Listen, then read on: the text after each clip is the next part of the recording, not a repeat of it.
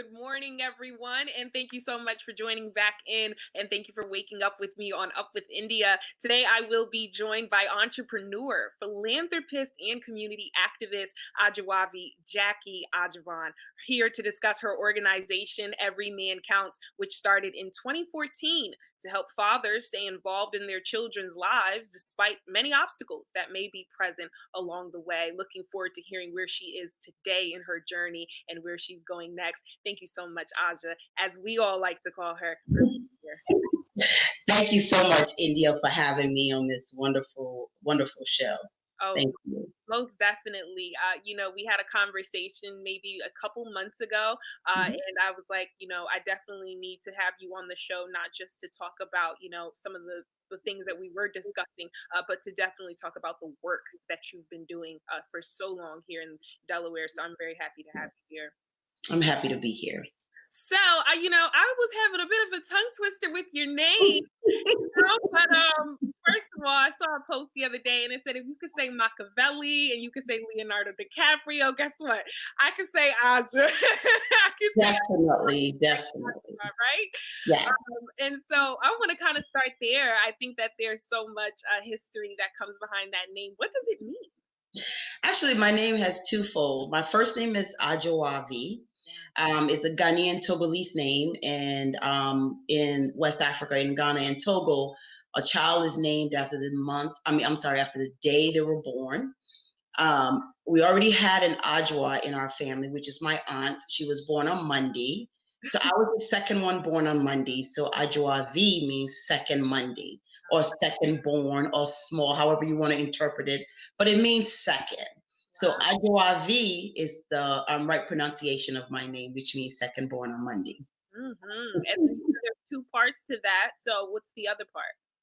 Well, that's basically it. And Ajavon is a traditional name from Togo, which originally from Nigeria, the Hausa family, yes, northern Nigeria, and then they migrated to Togo. So we have the House of Ajavon, and we have I don't want to say a village, but it is a village, a colony in Togo, which is named for my family, and they pretty much own that entire village. So everyone there, yeah, everyone there named Ajavon. So it's impressive, yeah. Wow, that is amazing. I knew that there was history there. I just had to get it out of you. You yourself were actually born in Monrovia, Liberia, West Africa. Absolutely, yes. I was born in Monrovia, yes. So talk to me about that and having this, what you have now is dual citizenship, right? Both a citizen of U.S. and Liberia? Actually not Liberia, because Liberia do not have dual citizenship, but we're still working on that. I am a citizen of the United States finally since 2010. But yes, I was born in Monrovia, Liberia, West Africa, in a little town called Caldwell. So I was one of those who was not born in a hospital, but I was born in a clinic, right in the little town. And everybody were like family in that little town. I love that little town. But yes, I was born in Liberia. And how did you get here? Okay, so Oh, we gotta bring people to the present. How did from this small town in to now in the United States? How did that happen? my journey started in 1980. In 1980, there was a war in my country where the president was killed, and it was a coup d'etat, which means there was an overthrow of the government by the military forces. And in 1980, a couple of my family members had traveled to the United States. And my mom lived here at the time because she came here in 1972 for school. And when they came in, they told my mom, and my granddad was kind of worried about us still being there because he was afraid that the militia would eventually get to where we live. So his biggest thing was to get us out of the country before they do. And so he was able to get us out. In 1981, I came to this country as on a student visa, because at the time you couldn't, just come, and we were blessed to be able to obtain a student visa. So I came in as a student. I was 10 years old, and I never went back until 1990, until 2014 was the first time I went back to a country that was strange to me because, as I said, I left when I was 10, basically due to the coup d'etat, and many of us left. And I went back in 2014 for the first time, and I've been going back ever since. Wow, 2014, which is around the same year you started your organization. Yes, actually, it was the exact same year.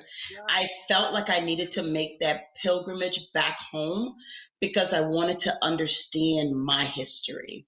And the funny thing about Every Man Counts is when I went home, I saw so many things that resonated with the program I was about to start because I had just finished my graduate work, and Every Man Count was my thesis. And so I went home and saw how men and dealt with their children there, and I compared it to how it is done here.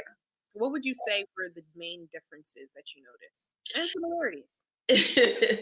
The main difference between there and here, fathers in Africa who are less privileged when it comes to earnings were more in tune and more involved with their children.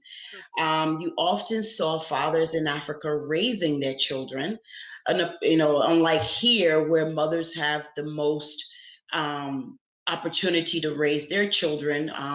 Fathers are not given the opportunity to raise their kids here as openly as they do in third world countries, because in our country, you basically take on your paternal. You take on that paternal lifestyle. So your father is responsible for you from birth. Whether you are a single mother, he is still responsible for that child. Whether he's married with another family, he's still responsible for that child. So that's the difference there in that country than here. So, like for instance, my dad, I'm the only child for my mom. My dad had several children, and he was still responsible for us. My grandfather, who we were his grandchildren, he was the male, he was responsible for us. So that's so different from here. So different from here. And any similarities that you noticed that helped you in developing your account? The similarities in both country, children needs their parent, whether and they need their father's involvement. And I think that is something that'll resonate with every male around the world and their children needs that male involvement. It's great that we have mothers who are really dedicated and are nurturers, but dads can be nurturers as well. So I thought that that was something that was synonymous with men and in general all over the world, that they needed to be in their children's lives, and that was something that was, yeah. I find it very interesting that you yourself had your father in your life, as you said, who cared for you. Am I getting that correct? Is that what I'm getting from your story? Yes, I And had my father. My mom left. Like I said, my mom left my country in 1972, and I had my dad, who was part of my upbringing, and my grandfather. So I lived in my grandfather's home, but I vacationed at my father's home. So, and my father was responsible. He had to call it child support, monetary child support. But in our country, we don't call it child support. It's just your responsibility. You take care of your child. And and I asked you that because oftentimes when people create organizations such as this, it's because of the deficit or lack thereof of something that they had. And so I think that it's extraordinary and amazing that you decided to, help other people provide a better life for their children, whether or not you had your father in your life. This was something that Absolutely. you were passionate about. Talk to me about kind of putting together this organization, Aja. What were some of the things that went into developing Every Man Counts for it to be the organization that has helped so many today? Well, in 19, I keep saying 19, in 2000, ooh, I'm trying to date myself. In 2006, I started mediating in family court. And as a mediator, I had men and women come into my office, mediating, trying to reach a resolution on custody, visitation, child support, and so forth. And many times, the men that came into my office that were clueless were Black and brown fathers. And because they were confused as to why they were in the office mediating when they already spent time with mom or spent time with the child. So when I saw that going on in the process of getting my master's, I decided to do more investigation and look into the disparity among women, among fathers and their children, and how important it is that they are involved in what's been going on within the media. Learning that, CDC in 2007 had said that, Black African American men and Hispanic men were less likely to be single fathers and to raise their children. I thought that was a smack in the face because I didn't see it that way, especially coming from a country that I just said our fathers were our responsibilities, was responsible for us. So I decided to do my research, and I was blessed to have one of my professor, who was the commissioner for the prisons, DOC, who was one of my professor, who encouraged me to do that and go into the prison. I was so afraid when I first went in there because I never knew what to expect. But talking to these men, and many of them were there because they were behind on their child support payments, and many of them were talking about the fact that they were not, they did not have the opportunity to be in their children's lives. Mothers held their incarceration over their heads or their lack thereof, saying that they were not capable fathers. So I did research, started calling different organizations throughout the United States, and I did my thesis on Every Man Counts.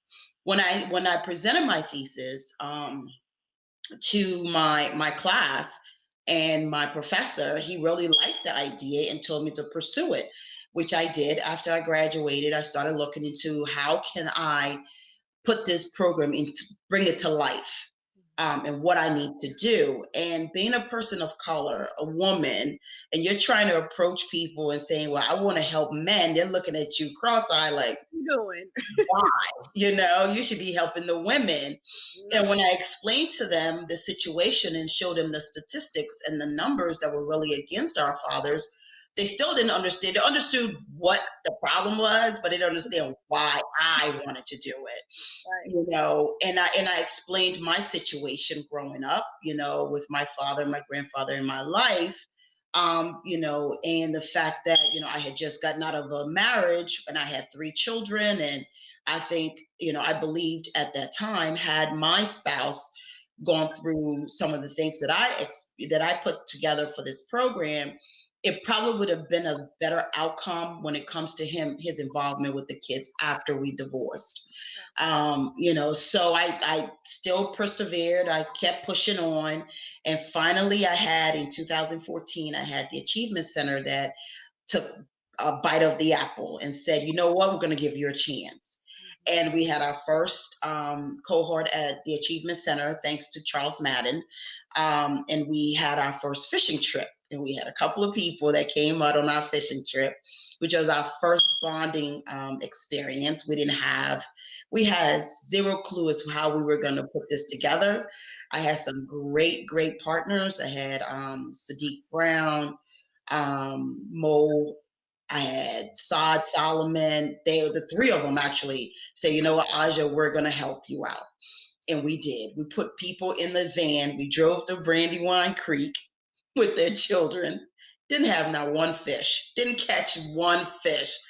But the experience was so uplifting and was so, so good. And it was a little piece put in the newspaper that people saw and started calling me like, this is wonderful, because we had guys that had just come out of prison, was able to spend that time with their children fishing. They've never held a fishing rod, and each one of them walked away with a brand new fishing rod and their children. And we went fishing. So that was an experience of a lifetime. Since then, we've had fishing trips every year, and we take them now to North Bay Adventure Camp. So we have 75 to 100 people travel with us every year, except for this year. Wow. Yeah, they walked away with a lot more than just an Yeah, experience, a new perspective, right? absolutely, About absolutely. parenting, fatherhood, family. And Mhm. I think that is something very special. There was something you noted here, Aja. You said that you realized that the incarceration percentages were higher than abandonment. Talk to me about that. It's crazy that people think that, our fathers deliberately walk out of their children's lives. And there are fathers that don't. Due to circumstances, they are incarcerated. Therefore, it looks as if they don't care and they have abandoned their children. So the number, when you look at it, the number increased, one, due to lack of child support payment. And so the courts are so quick to incarcerate fathers for not paying their child support. But there are circumstances that lead them to not be able to afford it, right? And I teach a class, and one of my classes, one of the subject is called child support. What is child support? Child support is not only monetary. So you have to look at some of the things that some of these fathers were telling me. I spend time with my child. I take my child to school. I do my child's hair. I take them to their birthday parties. I read to them. I help them with their homework. Because I didn't have the money to pay, I'm now incarcerated. So it really tugged at my heart to say, to think that what's going on in our community is really stripping our fathers from, our children, like taking that part away from them, which is not good at all. So the number of incarceration kept going up. And then they equate that with abandonment, and which is not right. It was not right at all. I had an interview with a young man just the other day, and he was saying something along the lines of the court system not really being in favor of fathers and more so in favor of the mothers. Would you agree with that statement, Aja? I would agree to that statement somewhat because I deal with it every day.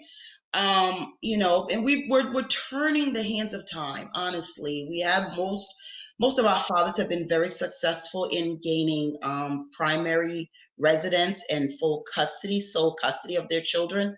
But in reality, there's still a long way to go. The court is in favor of moms more so than fathers, especially Black and brown fathers. I hate to say it, but it is a reality, because I deal with all walks of life. I mean, I have Caucasian fathers that come through my program. I have Hispanic. I even have Asian and Blacks. And the people who are really having the most difficult times in proving to the court that they are capable of being a better father, in which they are the Black and brown fathers. And I don't think it's fair. But because there's this stigma and there's this mindset that our Black and brown fathers are most likely to abandon their children, is so wrong. It is not. We need to start changing the narrative, and I think, moving forward, our judges also need to understand not everybody fit the bill. You have to give people the opportunity and, to prove that they can be a better father. I'll give you an example. I had two cases recently, honest to God. One was a Caucasian man, and the other one was a single Black father. And both are fathers. One, Caucasian, his daughter's mother moved her out of the city that they were in to another city because she felt that the school was better. But the child was already in a better school where they lived. And he felt that, he had an attorney, and his attorney was like, well, you're probably going to get every other weekend because the child is away from you. I mean, the child lives in a district where the school's better. And when he contacted us, I was like, well, what school did the child go to in your district? And he told me, I said, focus on the school. Talk about the school, because you have to look at the fact that the program your child was in at your school is way better than the programs in the other school. But because the person moved the child to Middletown, everybody automatically assumed that Middletown schools are the best. Hmm. Long story short, he went into court and presented exactly what I told him to do, focus on the school. He was able to judge, actually had mom return the child to him Wow. because of the school. Let's Wow. go to the Black father. Black father, he's doing his thing. He's a young guy, has a job, odd end job. Mom refused to have him see the child. He's paying the child's daycare. Mom gets incarcerated, India. Mom gets incarcerated. Mom gives the child to her mother. Mother takes child out of the state of Delaware. Dad Wow. calls me. He said the child cannot leave the state of Delaware without them notifying you. He Right. goes to court, files whatever paperwork he needed to file.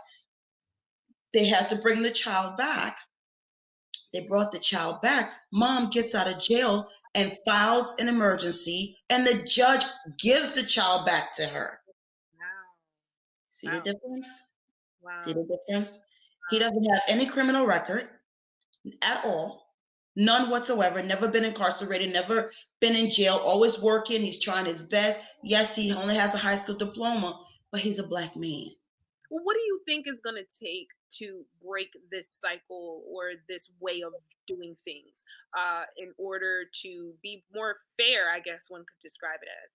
I wish our judges were more into our communities and to understand us more, because I don't think that the judges know what we're going through.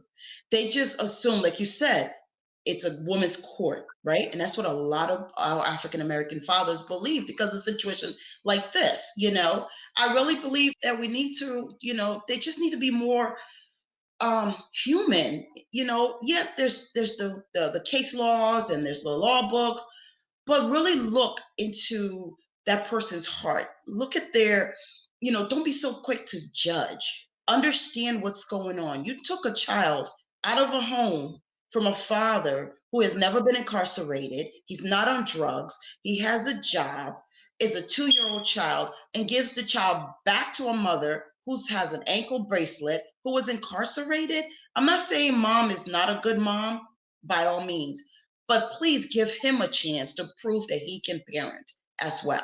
And that's all I'm asking. And that's what we do in our program. We make sure our fathers are successful when they go to court, that they get a chance to be parents to their children. And it's important whether you're white, black, Hispanic, or Asian, it doesn't matter.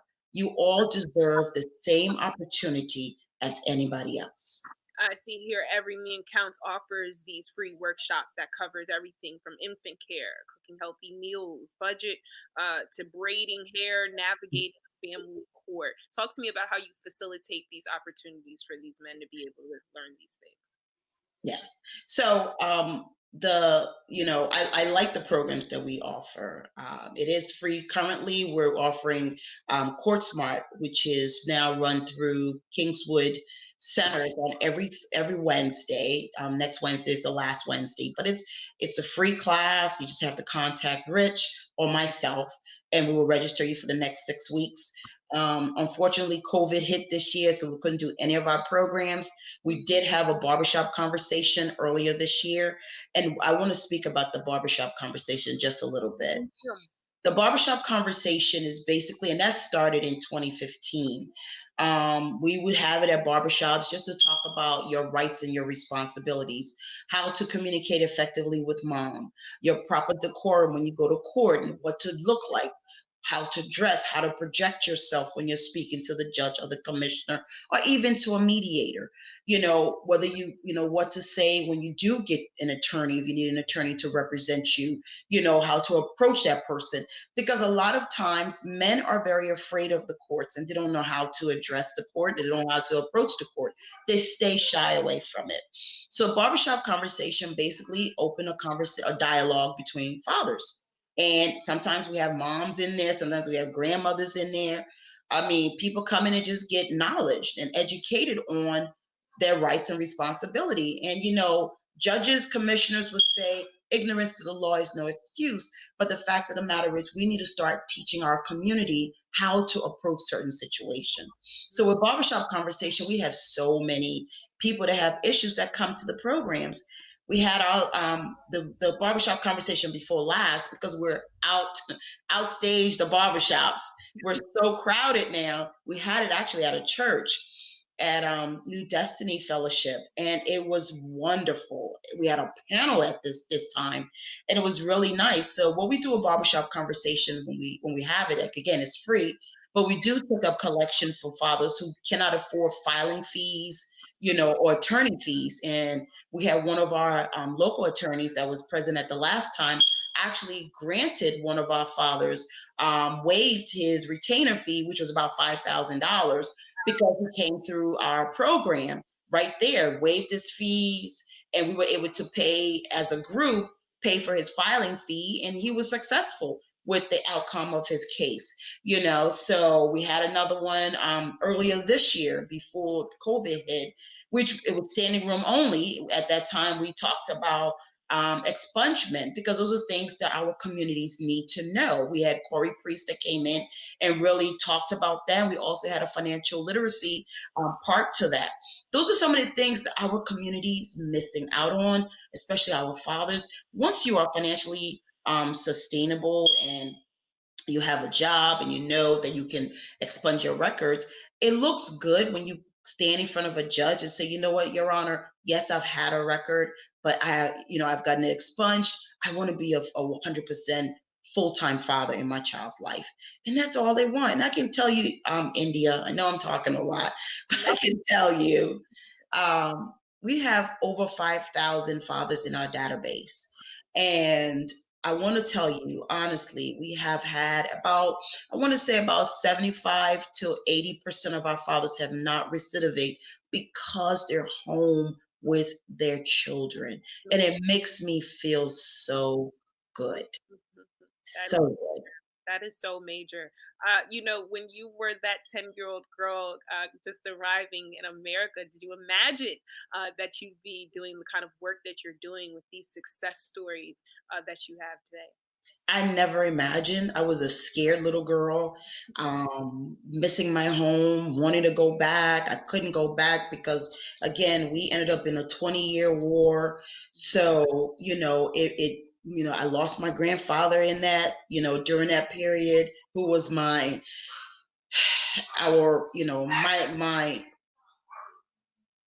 pillar, and it hurt. I lost my dad in 2013, which actually, I was like, that took me to the point where, you know what, I need to go home. And I went home in 2014, so I never thought I would be where I am today. I never thought I would have a successful nonprofit that is doing great. We have locations in Chester, Southern New Jersey, and now Baltimore. So, we're expanding. We're expanding because people see the need for the program, and I think it's something that is needed all over the United States, all over the world. Fathers need to be involved with their children, and I think it's important, Mm. you know. The work that you're doing obviously does not go unnoticed. You have received the Multiplying Good award. Talk to me about receiving that award and what it meant to you. Uh, you know, I know that this work is not easy, right? And sometimes it's thankless, right? And sometimes you go long days and early mornings and no one sees that part. But when you do receive an award like this, what does it mean? Oh, it meant so much to me. And I was so surprised by the award. And I thank whoever, I don't know, I'm trying to figure out who nominated me. And I know you got to have multiple people. But that award meant so much to me. But I don't do this work for recognition. I stand in the back and I don't let no one know that I am the founder of Every Man Counts, because everywhere you go, they're like, oh, I've heard of Every Man Count. Oh, it's that guy that did. I'm like, yeah, you're right. Yeah. Because the fact is, I'm not doing this for recognition. I'm not doing this for notoriety. I'm not doing it. The reward that I get when I get stories and I put up, thank yous from these fathers, and I, tell me, oh, Miss Aja, thank you so much for being in my corner. Miss Aja, you really showed me something. Thank you so much. That's my reward. And then the biggest reward of them all is when we have our daddy and daughter tea party, where my fathers come out. And that day we cater to them and their daughters. And we have the best daddy and daughter tea party ever. We've had it for what, 4 years? 4 years now. This would have been our fifth year. We couldn't do it, but we definitely will bring it back next year. COVID really messed up a lot of things, but I'm glad they're all safe. But we have a daddy and daughter tea party where the little girls come in and address. It's their day. It's free to our fathers. There is no cost because we have so many sponsors. Wow. So many sponsors that come in and they have a wonderful day. It's just a beautiful experience. So that's my reward. That's my reward. But I'm really grateful for the nomination. I'm grateful for receiving the award. And all the other awards I've received. I'm very, very grateful for it. Yeah. You know what? You spoke often about COVID kind of ruining your plans and ruining certain things, but it didn't slow you down not a bit. Okay. Let's talk about how you partnered with several programs to feed the community over there. Yes. How So you change the community. Let's talk about that. absolutely.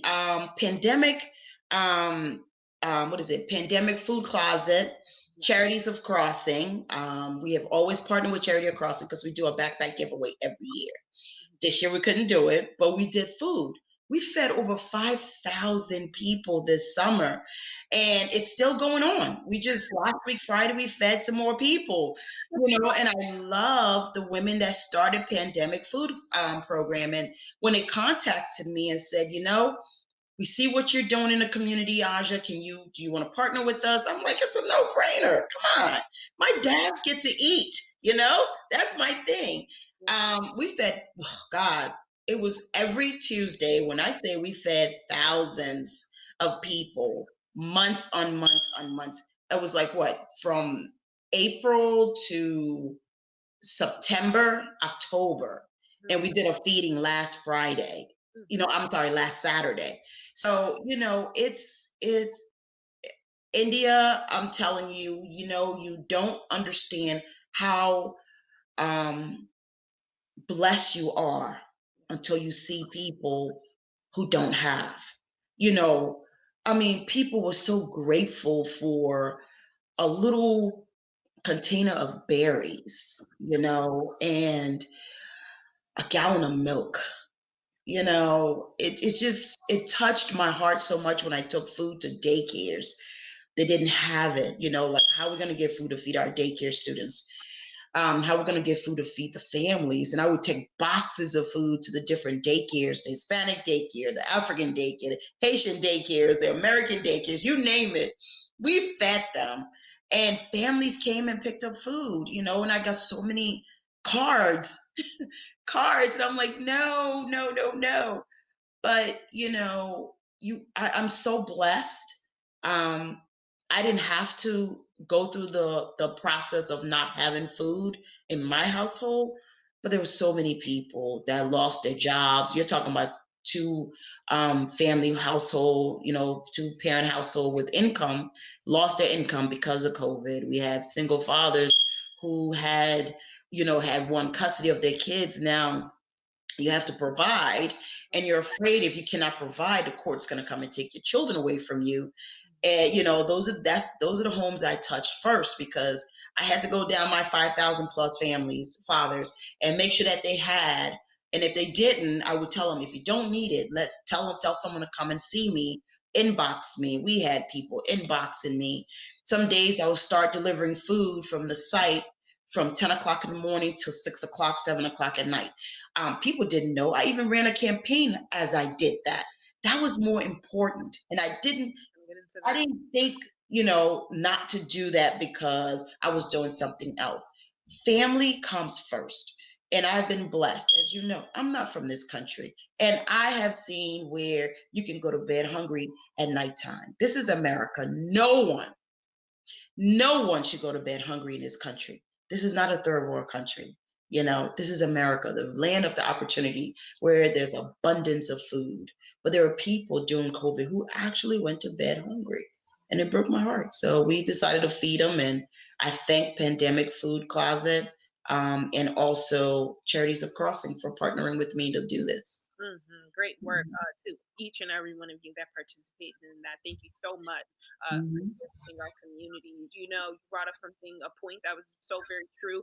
And oftentimes it's the privileges that we are privy to and have access to that we take for granted. Mhm. One of those things I think we were talking about again just a couple months ago was the privilege and the ability to be able to vote. And Mhm.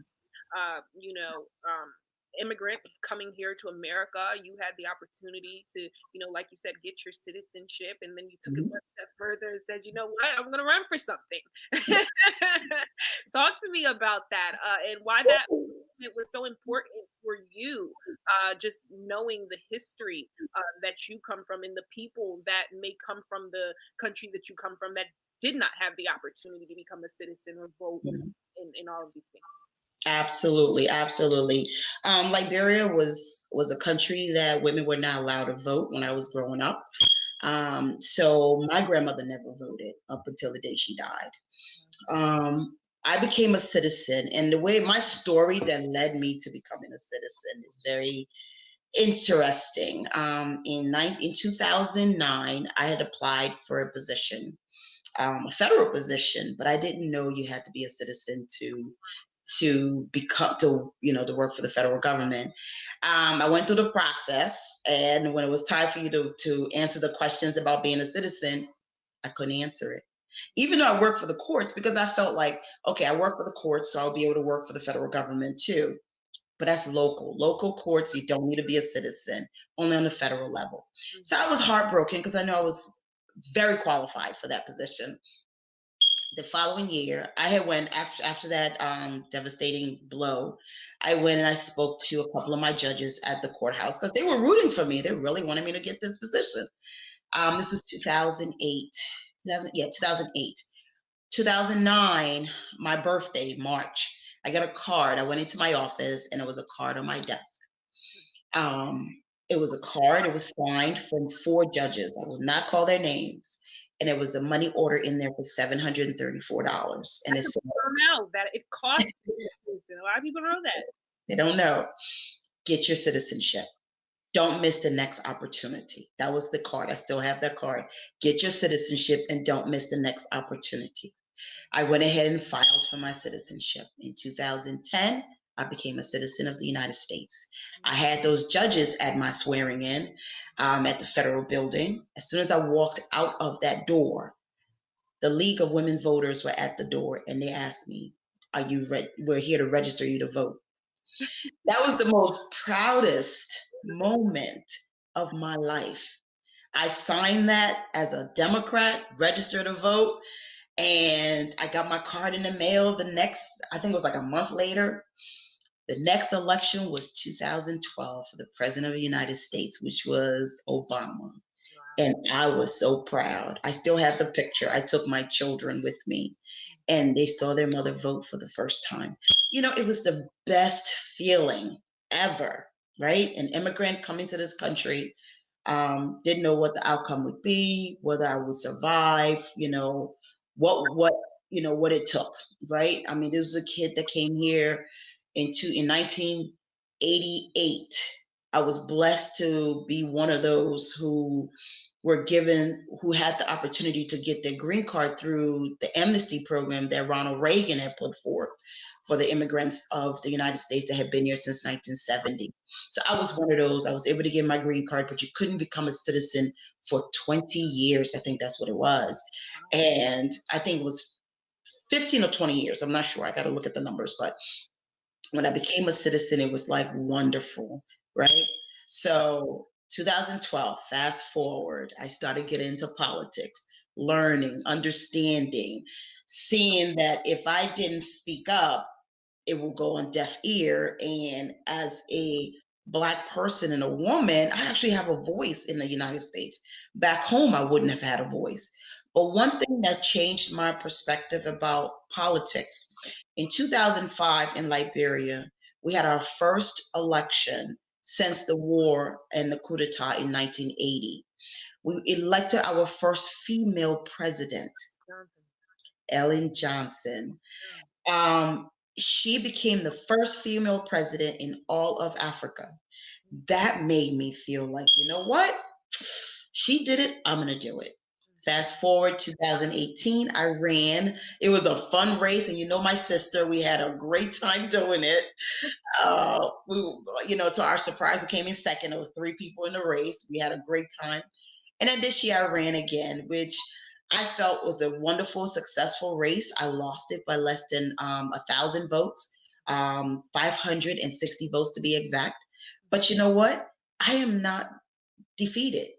I feel so empowered because there's so many children of immigrant descent that came up to me and said, you know what? I'm going to do that. I can do this. And it made me feel good. It wasn't only African children. I met people from Yugoslavia, Ukraine, Russia. I mean, immigrants, white, Black. people came up to me and said, "You made me proud to see an immigrant running for political office, and a woman at that." Because you don't see that in most African countries, only of late. But back in the day, you wouldn't see it. In most foreign countries, you won't see much women running for a position that large. So Mm. it was wonderful. What an inspiring story. Oh my goodness, lady. All of this, all just inside of you. What is the legacy that you want to leave behind? Before we get out of here, every day isn't promised. And we, Yes. we give thanks for every day that we are here. But I truly want to know, when you leave your message that will outlast, your time here, what will that be? Pay it forward. I tell people all the time, you gotta help others so that they can help others, so that they can help others, because that's the only legacy you have. The thing is, like I told you, I'm not looking for recognition. I just want someone to say, you know what, this, whatever they want to call me, Aja, Jackie, I, whatever, did this. Now we're going to do this. And I say it a lot of times. I have 3 children. If you never remember me, ever don't remember me, remember my 3 kids. Because growing up, I will always tell them, I don't do things for me. I do things for you so that one day someone can say, you know what? Your mother helped me, so I will help you. And my grandmother used to tell me all the time, I'm not doing this for me. I'm doing this for you, because you never know what your future is and what God has for you. You could be somewhere where you're stranded, where you need help, you need a leg up. Someone will remember the fact that I knew your mother and she did X, Y, and Z for our community. So therefore, I'm going to help you. I mean, that's all there is to it. You can't say, I want to leave. I wish I had $1 million. I'll leave a lot. And I tell people all the time, I had $1 million, there won't be no, kid out there without their fathers in their life. I'll make sure if I have to buy the court, I'll do it. But that's just my mind, my brain going somewhere else. But that's all I can leave. You do for others, and you just keep hoping that they will remember you through your kids. There's a saying in Africa, you do good for yourself. You do bad for yourself. Either way it goes, just keep doing it. Just keep doing it. Thank you so much. Ajawavi Jackie Ajavon. Oh, she got it.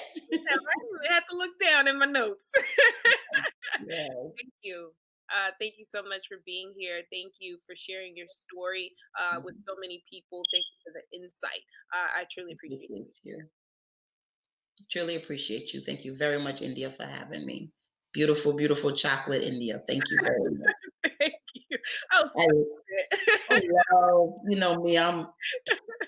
I'm chocolate, and I love to see a strong chocolate sister. And you have a history yourself, a beautiful story, beautiful, beautiful story. And we're just gonna keep praying and pushing. Yes, ma'am. Thank Yeah. you so much. And thank you to all of you for watching. Oh my goodness, that almost brought me to tears. Just great. Thank you so much for watching. And for more news, updates, and information, you guys know you can always head back here on Up with India at WITN 22 Row.